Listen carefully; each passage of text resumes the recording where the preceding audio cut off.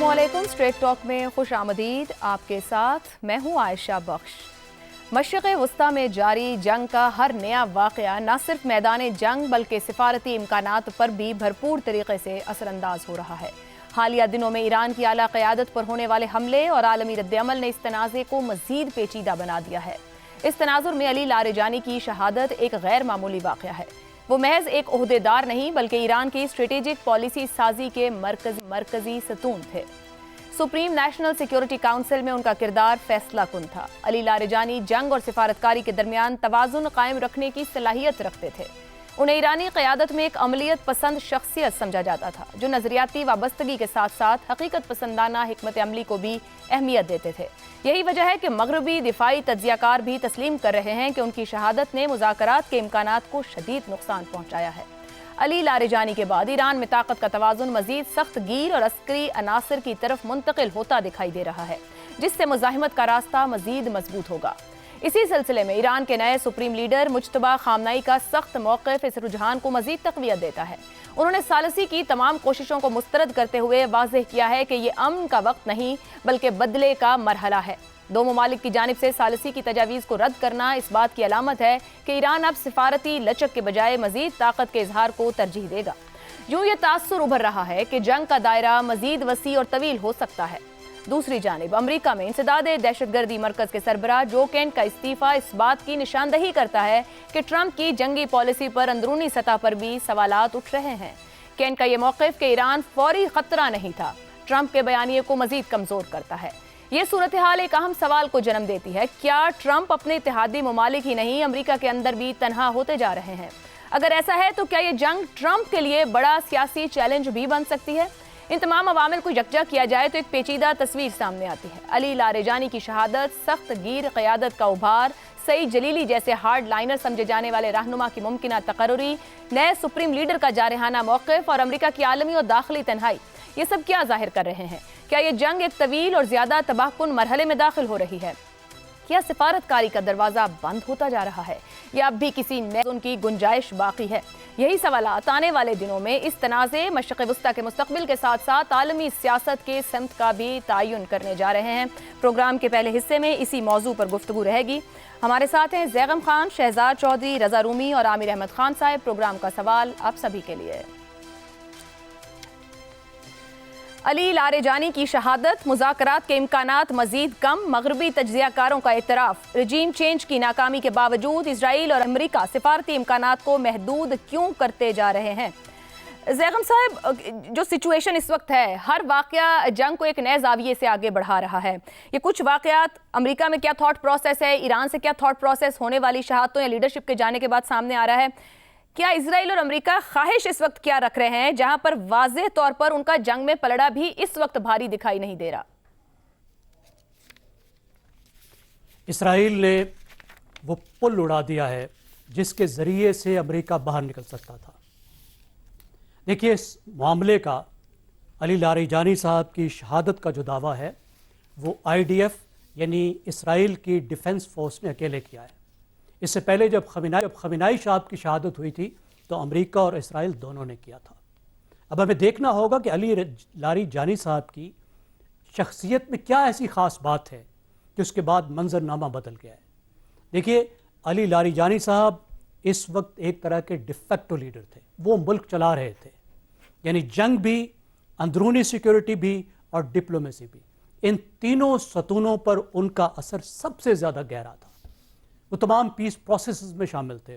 जो ओमान में peace process हुआ था, जिसकी आड़ लेकर ये हमला किया गया ईरान पे, उसमें भी ये बुनियादी मुज़ाकरातकार थे। और ये ईरान में ऐसे शख्स थे जो ईरान के मुख्तलिफ पावर सेंटर्स के दरमियान में एक मजबूत राब्ताकार थे। यानी वहाँ की फ़ौज, वहाँ की सिपाह, वहाँ के उलमा, वहाँ के सियासतदान, उन तीनों के ये दरमियान में थे। तो इस वक्त अगर कोई ऐसी शख्सियत थी जो मुज़ाकरात को आगे लेकर जा सकती थी, जो सबको कन्विंस कर सकती थी कि ईरान को मुज़ाकरात के ज़रिए से बाहर निकलना चाहिए, तो वो अली लारेजानी साहब की शख्सियत थी। और रिपोर्ट्स भी ये आ रही थी कि वो सीनियर उलमा से, गार्डियन काउंसिल से, सबसे ये बात कर रहे थे कि हमें इस बात पर रजामंद हो जाना चाहिए कि इस जंग को ख़त्म किया जाए। لیکن اب ان کی شہادت کے بعد ایران کے نظام کو اس بات میں کوئی شبہ نہیں رہا کہ یہ ایک وجودی جنگ ہے، ایگزسٹینشل وار ہے، اور اسرائیل اور امریکہ کا مقصد نہ صرف اس نظام کو ختم کرنا ہے بلکہ ایران کی ریاست کو بھی ایک لحاظ سے ختم کرنا ہے، اس کو توڑ پھوڑ کا شکار کرنا ہے، اور وہ اس بات میں کنونس ہوتے جا رہے ہیں کہ مصالحت کا کوئی فائدہ نہیں۔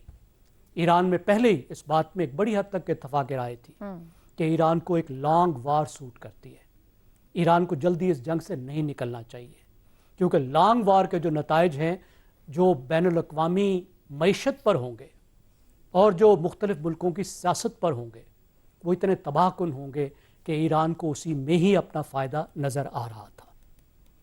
اب ٹرمپ کو اگر آپ دیکھیں یہاں پر اور اسرائیل کو الگ کر کے دیکھیں تو اس میں مقاصد میں آپ کو فرق نظر آتا ہے۔ درست کہ اسرائیل نے یہ حملہ ایک ایسے وقت کیا ہے جب ٹرمپ اس بات کا اشارہ دے رہے تھے کہ جنگ جلد ختم ہونی چاہیے، وہ کہہ رہے تھے کہ فوجی مقاصد حاصل ہو گئے، اب یہ جنگ ختم ہو سکتی ہے، لیکن اسرائیل نے یہ حملہ کر کے ایران کو مجبور کر دیا ہے کہ وہ اب صرف فوجی جوابی کارروائی کی طرف جائے، اور ہم نے دیکھا ہے کہ ایران نے وہی کچھ کیا ہے۔ درست کیونکہ اسرائیل کو معلوم ہے کہ ایک تو انہیں ٹرمپ جیسا صدر آسانی سے نہیں ملے گا جو ان کے کہنے پر اس طرح کی جنگیں کرے، اور دوسری بات یہ ہے کہ اب اگر یہ جنگ ختم ہوتی ہے تو جس صورت میں یہ ختم ہوگی اس میں یہ دوبارہ جنگ کرنا بھی بہت مشکل ہوگا۔ تو زیغم صاحب کیا یہ کہا جا سکتا ہے کہ امریکہ اور اسرائیل اس وقت سفارتی گفتگو یا سفارتی میز بچھانا ہی نہیں چاہتے؟ یہ سیپریٹلی دیکھنا پڑے گا دونوں کو؟ امریکہ سیپریٹلی دیکھنا پڑے گا۔ میرا خیال ہے اس وقت ٹرمپ آف ریمپس دیکھ رہے تھے، وہ باہر نکلنے کا راستہ دیکھ رہے تھے کیونکہ ان کے اتحادی بھی ان پر دباؤ ڈال رہے تھے، لیکن اسرائیل نے یہ مناسب سمجھا کہ اس وقت ایسی کارروائی کی جائے کیونکہ اس کو دو فائدے ہیں۔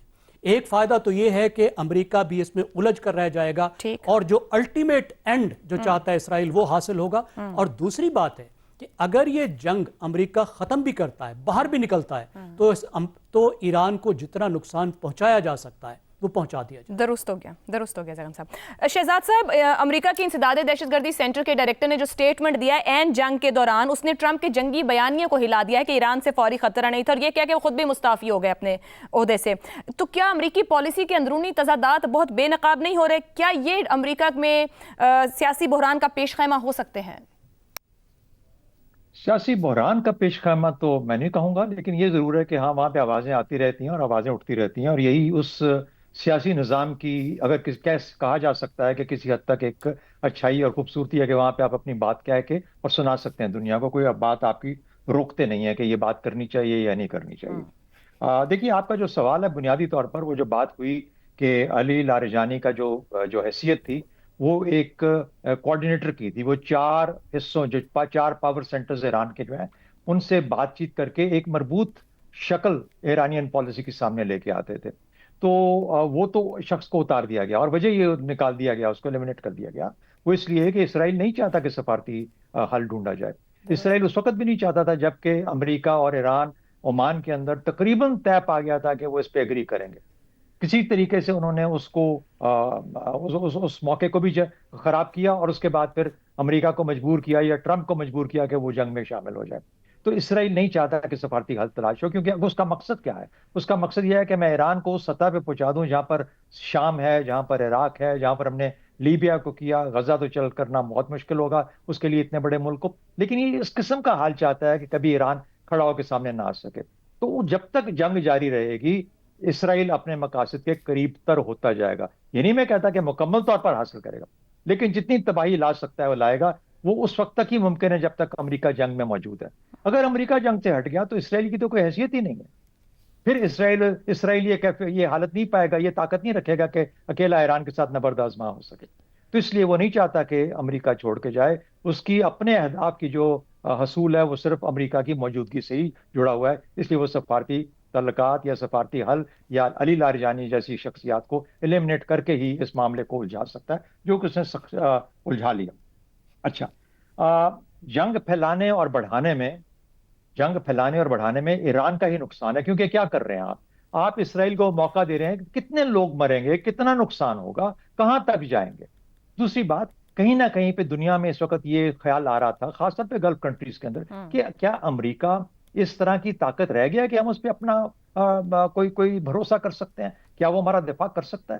لیکن اگر آپ اس جنگ کو لمبا کھینچیں گے، یا وہ مجبور ہو جائیں جواب دینے پہ، یا وہ کہہ دیں کہ اچھا یہ تو اب کسی بھی صورت معاملہ حل ہوتا نہیں آ رہا، اور ایران نے ایک ہمارے سر پہ یا اس میں ہرمز کے طور پہ ایک بندوق رکھ لی ہے کہ نہیں تم یہاں سے نہ گزرو گے، نہ تمہارا تیل بکے گا، نہ تم تیل دو گے، وغیرہ وغیرہ. تو پھر اس حالت میں اگر ایران ایسا ہے تو پھر تو شاید امریکہ کے ساتھ ہی ہمیں رک جانا چاہیے، جتنا برا مرضی ہے. تو تھوڑا سا خیال کرنا پڑتا ہے کاسٹ اینڈ بینیفٹ کے اندر کہ لانگ ٹرم بینیفٹ کس طریقے سے حاصل کیے جا سکتے ہیں. وہ ملک جو اپنی سوچ کو تبدیل کرنے کے لیے تیار تھے، وہ ملک جو چاہتے تھے کہ ہرمز کو صرف ایران کی پرسنل پوزیشن نہ دیکھا جائے، بلکہ یہ دیکھا جائے کہ یہ ایک کامن واٹر وے ہے جس میں دنیا کی ٹریڈ چلتی ہے، تو لوگوں کی سوچیں بدلنا شروع ہو جائیں گی. لوگ کس لمبی جنگ کے اندر کیسے اپنا رویہ دکھائیں گے، یہ ہمیں نہیں پتا اس چیز کا کہاں تک بات جائے گی.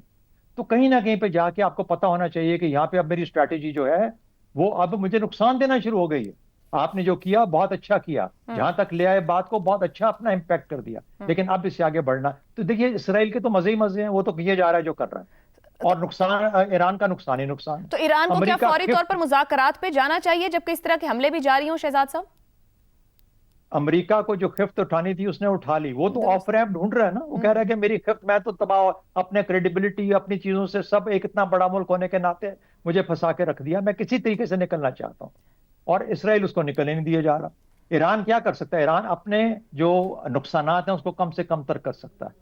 کل صبح ایک نئی صبح ہوگی، یا تو یہ سمجھے کہ کل صبح نہیں ہوگی، آج ہی آ جائے، آج ہی کی رات، پھر تو جو کر رہے ٹھیک ہے کرتا رہے، اس میں پھر وہ بھی جائے گا، باقی بھی جائیں گے. ٹھیک ہو. اچھا، لیکن کہنے کا مطلب ہے کہ اگر تو کل صبح ہوگی اور ایک نئی صبح ہوگی تو اس نئی صبح کے لیے کیا تیاری ہے؟ کچھ سوچا ہے؟ نقصان کو کم سے کم تر کرنا ہے کہ نہیں کرنا، کہ ختم ہی ہو جانا؟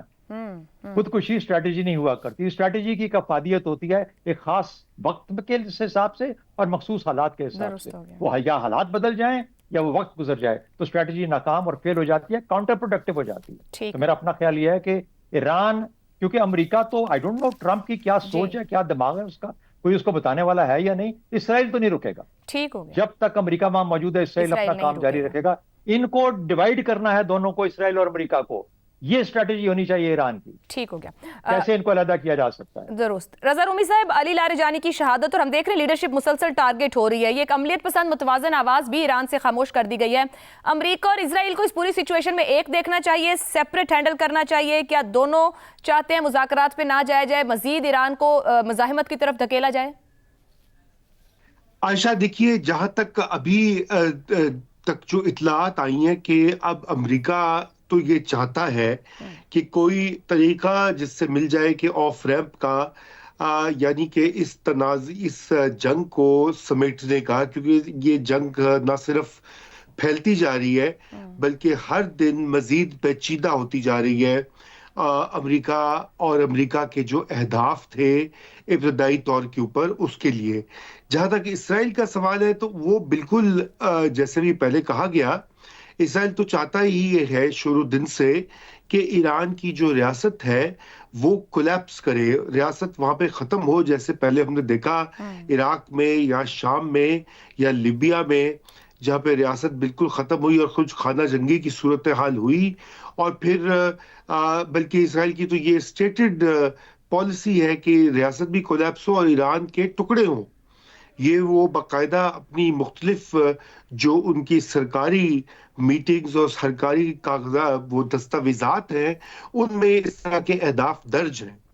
اب یہ امریکہ اور اسرائیل کے تو شروع سے یہ مسئلہ رہا ہے، لیکن جس جنگ کے سے بالکل پہلے اسرائیل نے امریکہ کو گھیر گھار کے اس میں شامل کروا کر جو بھی ریزنز ہیں، اور وہ بھی اس پر بھی بحث ہو رہی ہے امریکہ میں کہ آخر کیا وجہ ہے کہ اسرائیل جو ہے وہ اس قدر حاوی ہو چکا ہے صدر ٹرمپ کی فیصلہ سازی پر اور ان کی قوت فیصلہ پر، کہ وہ امریکہ کے جو انٹرسٹ ہیں اور جو اس کی مفادات ہیں وہ بھی نظر انداز ہو رہے ہیں اس پورے پروسیس میں. تو اس میں تو کوئی شک نہیں کہ امریکہ یہ چاہتا ہے، لیکن پرابلم یہ ہے کہ امریکہ کی اس وقت مدد کرنے کو کوئی تیار نہیں ہے. جو یورپین الائز ہیں، جو سو کال اتحادی ہیں، وہ کہہ رہے کہ وہ تو نہ تو ابنائے ہرمز میں ساتھ دینے کو مگر تیار ہے. قطع کلامی کی معذرت، جہاں ٹرمپ کی فیصلہ سازی اور قوت فیصلہ نہ صرف باہر دنیا میں بلکہ امریکہ کے اندر بھی چیلنج ہو رہی ہے، اس ٹرمپ کو ٹرسٹ کیسے کیا جا سکتا ہے؟ خود ایران کے لیے ٹرسٹ بلڈنگ کا ایشو بنا ہوا ہے اس وقت. نہیں دیکھیے، بالکل ایران کا وہ تو بارہا یہ کہہ چکے ہیں کہ اب وہ بغیر اپنی ان کی شرائط جو ہیں اور گارنٹیز کے وہ ٹرسٹ نہیں کریں گے.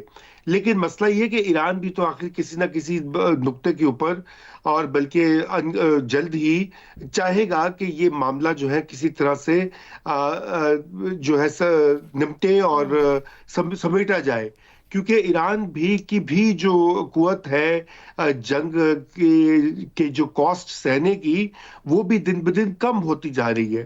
ایسی بات نہیں ہے کہ وہ بالکل ہی جسے کہنا چاہیے ایک طرح سے ناقابل شکست پاور ہے، ایسی بات بھی نہیں ہے.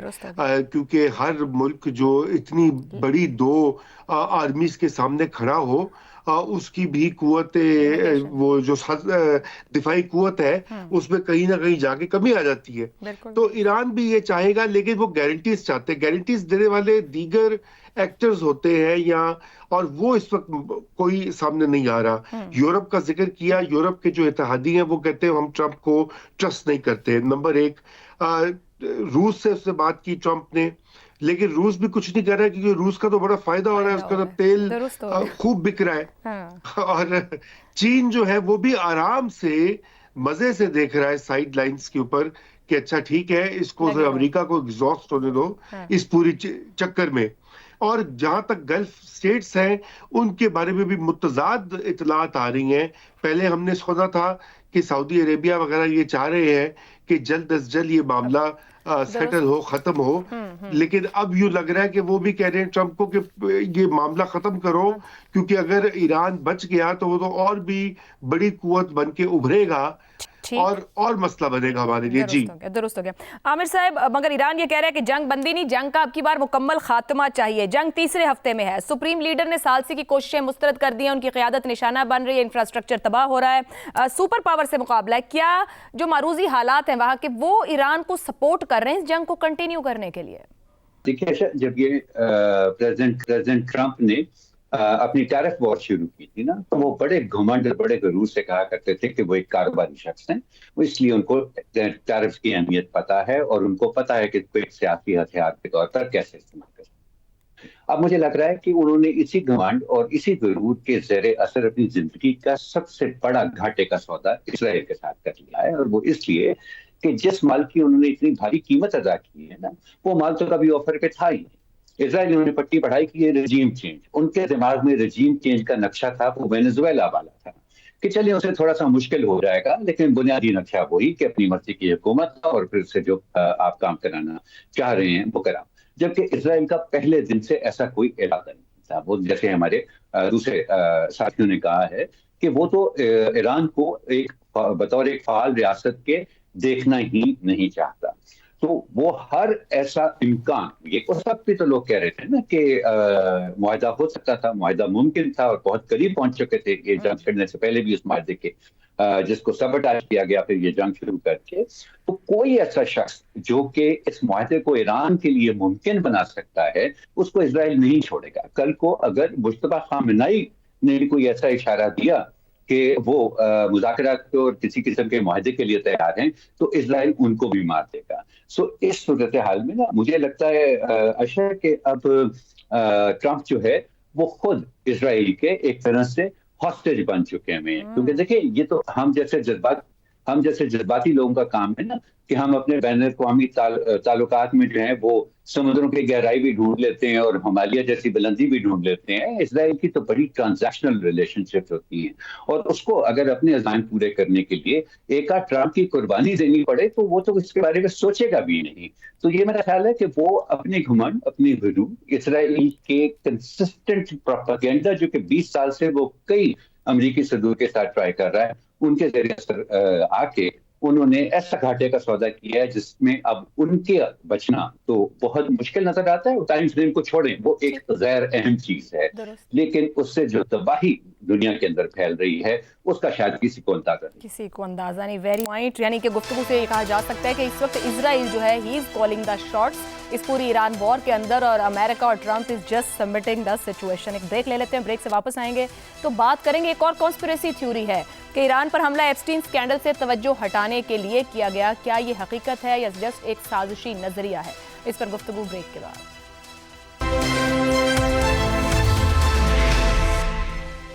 پروگرام میں ایک بار پھر خوش آمدید. امریکی سیاست میں اسکینڈلز ہمیشہ سے طاقت، ساکھ اور عوامی رائے کے درمیان ایک پیچیدہ تعلق کو ظاہر کرتے رہے ہیں. انہی میں ایک نمایاں مثال جیفری ایپسٹین سے جڑا ہوا ایپسٹین اسکینڈل ہے، جو بنیادی طور پر ایک ایسے نیٹ ورک سے متعلق تھا جس میں بااثر شخصیات پر نوجوان خواتین اور بچیوں کے استحصال سے متعلق سنگین الزامات سامنے آئے. یہ اسکینڈل صرف ایک فرد تک محدود نہیں رہا، بلکہ اس نے امریکی اشرافیہ، کاروباری حلقوں اور سیاستدانوں تک کو اپنی لپیٹ میں لے لیا، جس کے باعث عوامی اعتماد کو شدید دھچکا پہنچا. اس نوعیت کے اسکینڈلز امریکی سیاست پر گہرے اثرات ڈالتے ہیں، لیکن یہ اثرات یکساں نہیں ہوتے. حالیہ سروے کے مطابق نصف امریکیوں نے یہ دعویٰ کیا کہ ڈونلڈ ٹرمپ نے ایران پر حملہ ایپسٹین اسکینڈل سے توجہ ہٹانے کے لیے کیا. اس میں 81% ڈیموکریٹس، 52% آزاد ووٹرز اور 26% ریپبلکن اس خیال سے متفق دکھائی دیتے ہیں، جبکہ وائٹ ہاؤس ان الزامات کو مسترد کر چکا ہے.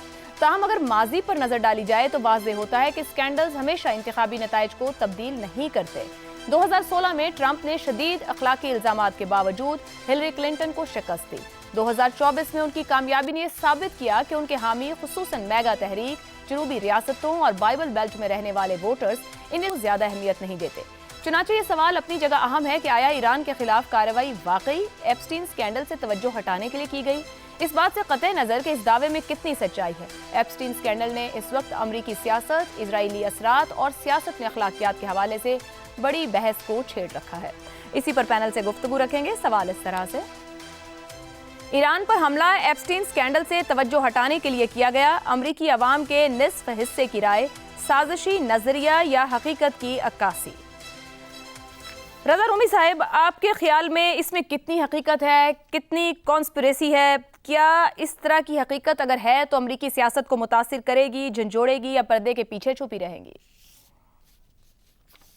دیکھیے عائشہ، ایپسٹین فائلز جو ہیں اب وہ ایک کنسپریسی تھیری سے آگے نکل کر وہ ایک حقیقت ثابت ہو چکی ہیں، کیونکہ اس قدر بڑی تعداد میں ڈاکیومنٹیشن یا دستاویزی ثبوت جو ہیں اس پورے اسکینڈل کے اور اس کے تانے بانے کے، وہ اب سامنے منظر عام پر آ چکے ہیں.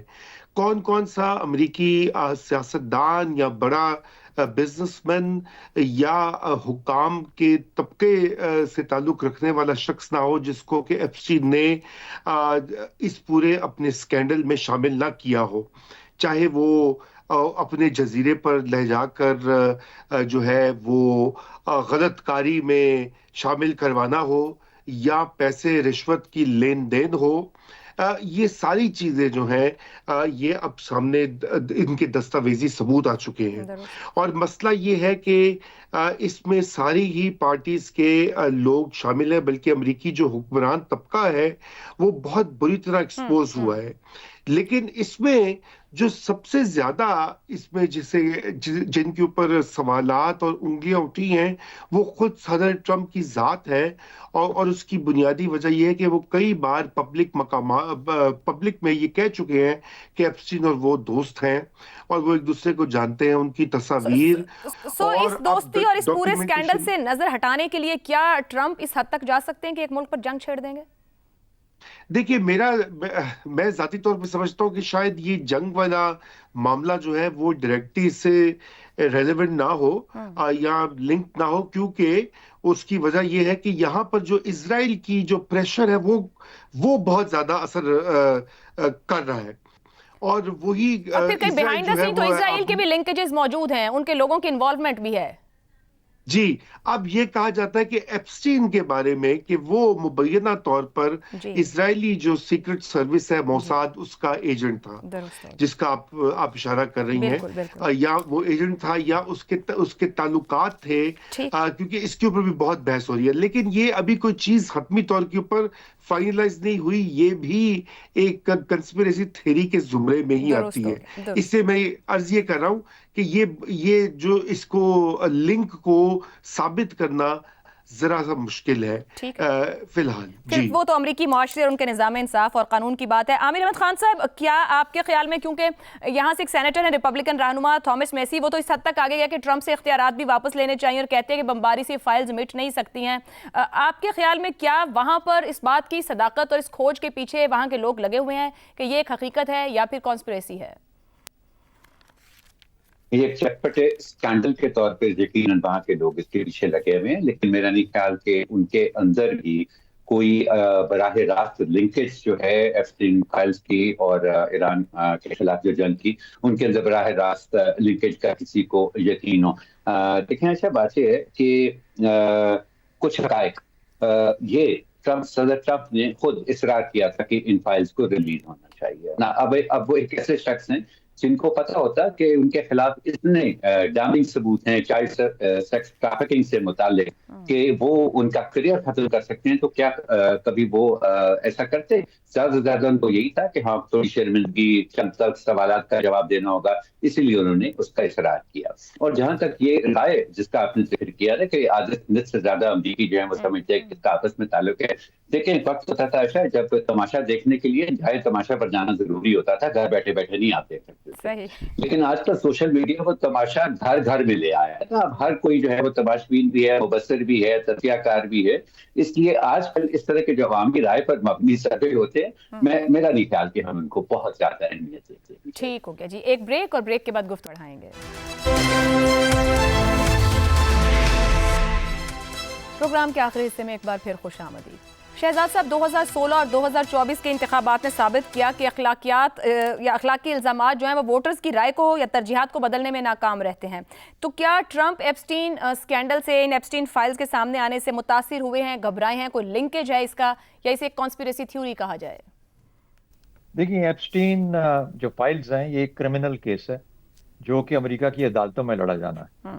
اس میں کون کیا پرسیپشن لیتا ہے، میرے حال میں اس کا عمل دخل بہت کم ہے۔ اخلاقی جواز یا قانونی جو چیزیں ہیں وہ میرے حال میں اخلاقیات اب کم ہے، قانونی زیادہ ہے، اور سیاسی طور پر اتنا پولرائزڈ وہاں پہ سب سلسلہ ہے کہ کوئی اس چیز کے بارے میں اتنی پرواہ نہیں کرے گا۔ تو یہ اندرونی سیاست کا ایک عمل ہے، اس کو میرے خیال میں ہم ان کی بیرونی جو چیزیں ہیں اس کے اوپر شاید کوئی اتنا زیادہ انٹرفیرنس نہیں ہونی چاہیے۔ دیکھیے، جب ٹرمپ آیا تھا اس نے 3 چیزیں کہی تھیں۔ اس نے کہا تھا میں وینزویلا میں کو اپنی سائڈ پہ کروں گا، یا وہاں پہ جو اس نے عمل کیا وہ کروں گا۔ اس کے بعد ایران کا اس نے رجیم چینج کا ضرور اس کے دماغ میں تھا، اور تیسرا کیوبا، اب وہ کیوبا کے پیچھے پڑ گیا۔ اچھا، اب یہ کہاں تک ممکن ہے، ہوتا ہے نہیں ہوتا، یہ ڈیپینڈ کرتا ہے کہ وہ کس طریقے سے اس کو عمل پذیر کرتے ہیں اور اس کے نتائج کیا نکلتے ہیں۔ ایران میں جو ہوا اس میں رجیم چینج تو نہیں ہوئی، وہ رجیم چینج کے لیے ہی گیا تھا اور وہ نہیں کر پایا، اور اب وہاں پھنسا بیٹھا ہے۔ تو یہ حقیقت ہے جو کہ اصل میں چاہے ایپسٹین ہوتا یا نہ ہوتا، اس نے یہ 3 چیزیں کرنی ہی کرنی تھی۔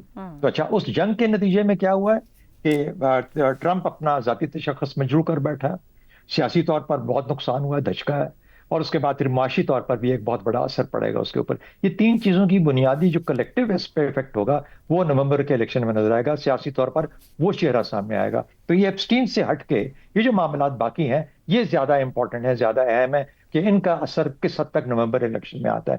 اینی وے، یہ اس کا آخری ٹینیور ہے، یہ اس کے بعد تو وہ کبھی الیکشن میں کھڑا بھی نہیں ہو سکتا۔ یہ اس کے اوپر پھر ہسٹری جج کرے گی کہ ٹرمپ صاحب کس قسم کے انسان تھے، کیسے صدر تھے، امریکہ کو کتنی مشکلات پیش آئیں، اور ان کی اسٹریٹجی یا سوچ یا پالیسیز کتنی غلط تھیں۔ بہرحال فی الحال ہم یہیں تک کہہ سکتے ہیں کہ اس کا اثر سیاسی طور پر ان چیزوں کا زیادہ آئے گا بنسبت ایپسٹین فائل کے، اور وہ نومبر میں واضح کے سامنے آ جائے گا۔ درست ہو گیا۔ زیغم صاحب، کیا امریکی سیاست میں طاقت اور اخلاقیات کا ٹکراؤ مستقل رجحان بن چکا ہے، یا پھر کہا جا سکتا ہے کہ اپنے داخلی معاملات سے نظر ہٹانے کے لیے ٹرمپ نے ایک جنگ کا آغاز کیا، یا صرف سازشی نظریہ ہے؟ وہ کہتے ہیں کہ ایک بندریا کے پاؤں جلنے لگے تو اس نے اپنے بچوں کو پاؤں کے نیچے رکھ دیا۔ یہ کہاوت ہمیں بتاتی ہے کہ جو بنیادی جبلتیں ہیں، بیسک انسٹنکٹس ہیں، وہ کتنی اہم ہوتی ہیں۔ اور سیاست میں جو طاقت کا کھیل ہے اس میں بنیادی جبلتیں بہت ہی زیادہ اہم ہوتی ہیں، اور سیلف پریزرویشن، اپنے آپ کو بچانا، تو بہت بڑی بنیادی ایک جبلت ہے۔ دیکھیے اسرائیلی وزیر اعظم کے بارے میں بھی کہا جا رہا ہے کہ جنگ ختم ہوگی تو وہ عدالتوں میں ہوں گے اور سزائیں بھی ہوں گی اور وہ شاید جیل بھی میں بھی جائیں گے، اس لیے وہ جنگ ختم نہیں کرنا چاہتے۔ اور یہ بات آپ نے ٹرمپ صاحب کے بارے میں بھی بتائی کہ ایپسٹین فائلز کی سے توجہ ہٹانے کے لیے وہ ایسا کر رہے ہیں۔ لیکن دیکھیے ٹرمپ نے جو جنگ شروع کی، بظاہر وہ کوئی لمبی جنگ نہیں لڑنا چاہتے تھے، درست، وہ وینزویلا جیسا کوئی کام چاہتے تھے، ایک پاپولسٹ کے طور پر اپنی واہ واہ کرانا چاہتے تھے کہ وہ جائیں گے، بمباری کریں گے 5-10 دن کے بعد اور مسئلہ ان کے حق میں حل ہو جائے گا اور وہ جیت کا اعلان کریں گے اور پھر ٹرمپ ہو جائے گی، واپس آ جائیں گے۔ وہ ایکسپیکٹ نہیں کر رہے تھے کہ ایسکیلیشن ہوگی، معاملہ اتنا بڑھ جائے گا، ایران ایسا سرپرائز دے گا اور معاملات ہاتھ سے نکل جائیں گے، حالانکہ ان کو بہت سے اپنے ساتھی یہ بتا رہے تھے۔ لیکن میرا خیال ہے اس جنگ کو قومی مفادات کی ٹرم میں اس کو واضح کیا جا سکتا ہے۔ ایک تو اسرائیل کا قومی مفاد، اسرائیل چاہتا ہے کہ ایران کا نظام بھی ختم ہو اور اس کی ریاست بھی ٹوٹ پھوٹ کا شکار ہو، اور ہمیں معلوم ہے کہ جب اسرائیل کا مفاد ہوتا ہے تو پھر امریکہ بھی اس کے پیچھے کھڑا ہوتا ہے۔ تاریخی طور پر امریکہ احتیاط کیا کرتا تھا، ہر بات نہیں مانتا تھا، کچھ حدود و قیود کا تعین کرتا تھا، لیکن ٹرمپ صاحب اسرائیل کو مکمل بیکنگ کر رہے ہیں اور ابھی سے نہیں کر رہے، شروع سے کر رہے ہیں۔ تو میرے خیال ہے قومی مفادات اور جس طرح کی پالیسی سازی ان دونوں ملکوں میں ہو رہی ہے، اس سے یہ بات واضح ہو جاتی ہے کہ جنگ اس طرح سے کیوں لڑی جا رہی ہے۔ درست ہو گیا جی، پروگرام کو ان پر لے کے جائیں گے۔ آپ چاروں کا بہت شکریہ، اجازت دیجیے، اللہ حافظ۔